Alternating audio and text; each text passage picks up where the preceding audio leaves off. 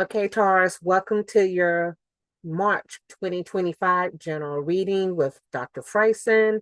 I want to start by saying welcome, and there's a lot of energy going on. I'm going to give you the highlights of what's happening for you. At the end of the video, I am going to give you the card that's tied to the lesson that you need to learn right now.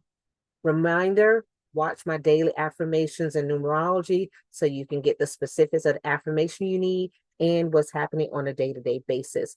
For those of you who are new to my channel, I'm Dr. Fryson. I'm a Jyotishi. I am a shaman, a clairvoyant, lots of different things. I use all of my gifts to help shed light on your life.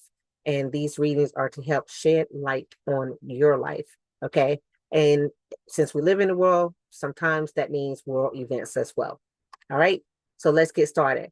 One of the first things that's really important for Taurus during this month is about production, creation, procreation. You're going to have to focus on things regarding production, creation, procreation, and letting go. So there's a lot of energy going around with the planets lining up, with the Venus lining up, when all these different energies are coming together. So for a Taurus who likes for things to be stable, likes for things to be in order, this can throw you off your game. So in order for you not to be thrown off your game, you're going to have to pay attention to what happens and work with the energy.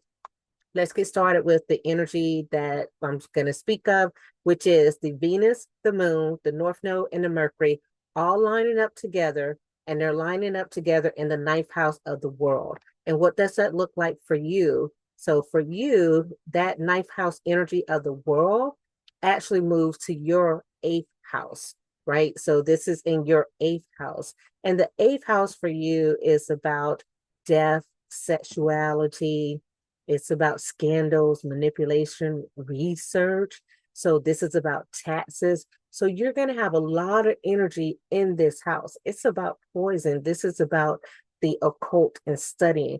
This is about your knowledge and gaining wisdom. So you're going to have a lot of things to choose from. Are you going to focus your time working on things that are creative, that are beautiful, that bring you love, bring you joy? Or are you going to spend your time working on learning more about other religions? Because that's a lot of energy that can come. Are you going to put your energy into traveling? Well, your energy says you want to stay home, right? So traveling right now might not be the best thing, but for you, putting your energy into your money might be the best thing.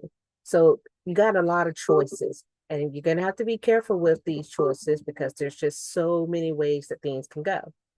If you go the wrong direction, you can be a little fruitless in your efforts, meaning that whatever you put your effort into will not become into fruition. It will not become a reality. So I need for you to focus this month on just pick one or two things, focus on them first half of the month, the second half of the month, focus on something else. All right. Unless you need to focus on the one thing the entire month. That's going to be the best advice I have for you. The other thing that you're going to have to worry about is your South Node energy. You have the South Node energy, which is showing up in the third house. And for you, your third house is going to be about Gemini. I'm sorry, excuse me. Your third house is actually going to be about your house, right? It's going to be your own energy. So that means you might have some secrets that are coming up about things that are completely related to you as a person, as an individual. So this could be something with your hands. This could be something with your limbs, something you wrote or something someone wrote about you. That energy will be revealed during this time. And this is still for the first week. The next energy that you have, and again, I wrote notes so that I can remember to tell you this stuff. So the next energy that you have is going to be Jupiter.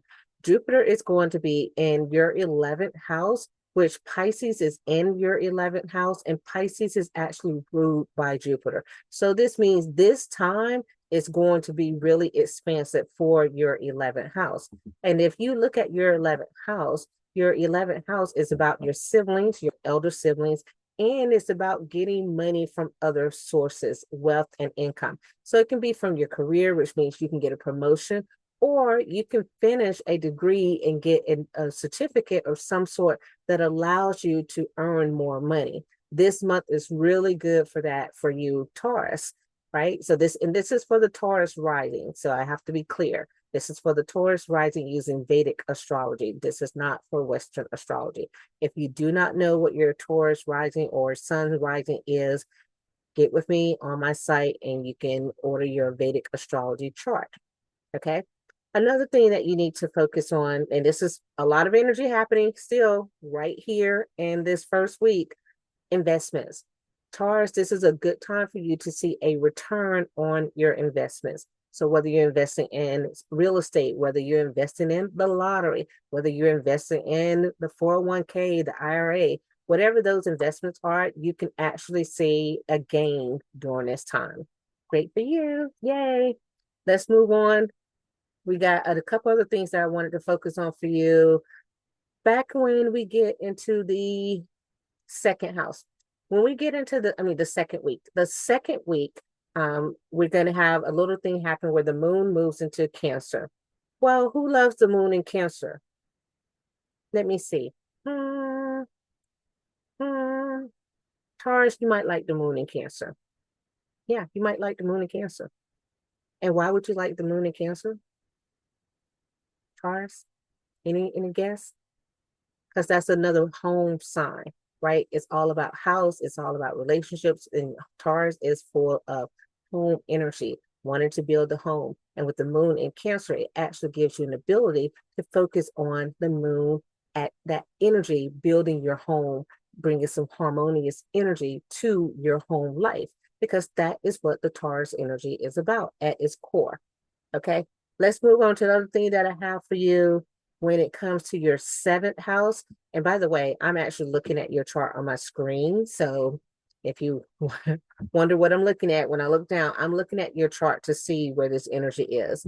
So for you, the seventh house for you is your partnerships. Now, here's the thing. This is where you're going to have a little bit of a challenge. Saturn is going to be combined with Venus in your seventh house.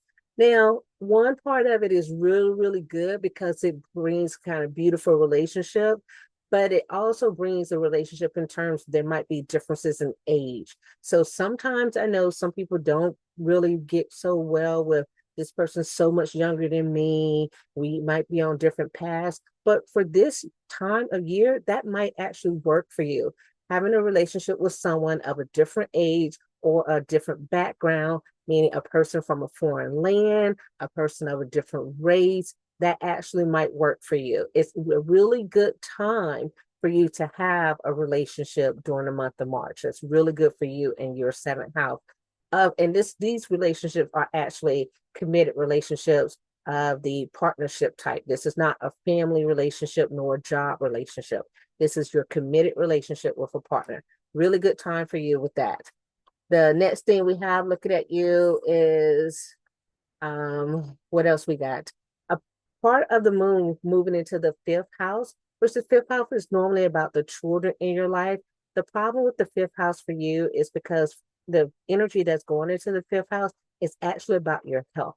So I want you to pay attention to your health because there could be some secret things involving your health. This can be involving your legs. This can be involving your intestine, your digestion tract. It's something in that area. There's a problem with it. And you need to pay attention, seek out some professional help so that you can get that resolved.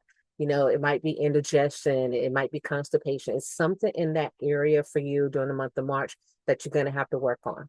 Don't put it off, all right? When you put it off, things get worse, get aggravated, but take care of it now. All right. My other note that I have for you is, again, do not take any actions that are like quickly made in haste, because you're going to have a lot of things coming at you because these planets are all sending their energy out at one time. And Venus is in the best energy of all. So Venus is trying to overrule everyone else's energy.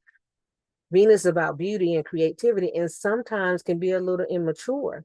So I want you to be careful when you have to make decisions. Make decisions using the energy of Jupiter as well, because Jupiter is going to be the fatherly kind of thinking, kind of making sure that the energy is good in the long term. Whereas Venus sometimes can be a little bit hasty and only short-sighted in some of the decisions that they make. That's going to be my warning for you. This is a good thinking month for you, a good intellectual month for you. So I want you to also work on laying plans for yourself, for your life, because you can come up with some good plans to tackle some problems that you have had if you take the time to do so. And it would behoove you to write them down, write the plans out. Now, let's see. I had my other thing for you. I don't want to forget is I pulled a card for you, and the card and your soul's journey is about purpose. That's the card that came out for you. I know what I am here to do. And Taurus is one of those energies that tend to know what you are here to do. Remember that you do have a purpose. I want you to focus on it. I want you to make sure that all of the things that you do this month are aligned with your actual purpose. Let me double check my notes, see if there's anything else. Yeah, there was one other thing. Uh, fourth house. For you, the fourth house of your home, there is a time where Jupiter is going to be going into the fourth house.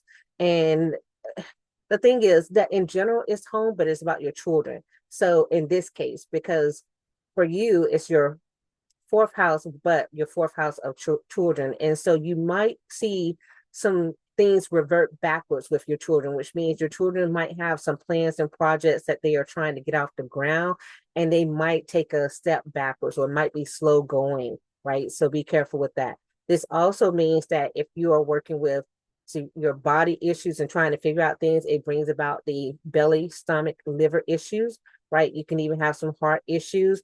Consult a physician in order to find more information about that. Another thing that could come up for you is that your intuition could be a little bit off. And if your intuition is a little bit off, it's possibly because you are not spending enough time in meditation. And it could be because you're not eating the proper foods. So those are the things for you to work on. Let me go back through my notes. Anything else for you? That's all I have. Okay, so Taurus, that's it for you. If you like this video, like these types of videos, and you want to see more, save it, thumbs up, share it. This helps my channel grow, and it lets me know that you resonated with the video. Leave me a comment, leave me feedback. Doing this in this method is new for me. You guys know I've been just doing a general for the collective, but some people want to know more about what works for their personal life, so that's what this is for. All right. I'll talk to you guys next time. Bye.